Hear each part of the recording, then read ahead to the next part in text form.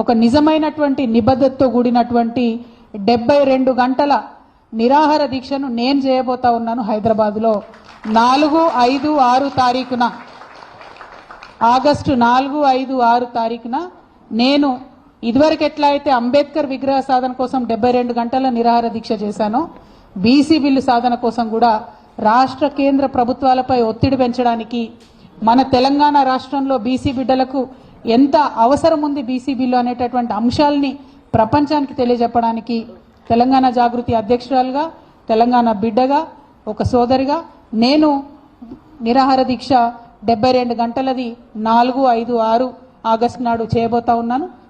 దీనికి సంబంధించి మేము ప్రభుత్వానికి కూడా ఇమీడియట్గా పర్మిషన్ కోసం పెట్టుకుంటాం. వాళ్ళు పర్మిషన్ ఇస్తే మంచిది, ఇవ్వకపోతే ఎక్కడ వీలైతే అక్కడ కూర్చొని 72 గంటలు మాత్రం ఖచ్చితంగా దీక్ష చేస్తాం.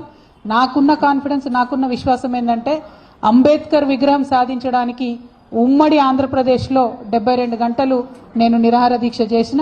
ఆ తర్వాత అనౌన్స్మెంట్ వచ్చింది. కిరణ్ కుమార్ రెడ్డి గారు ఆనాడు ఒత్తిడికి తలొగ్గి అంబేద్కర్ విగ్రహాన్ని అసెంబ్లీలో పెట్టడం జరిగింది.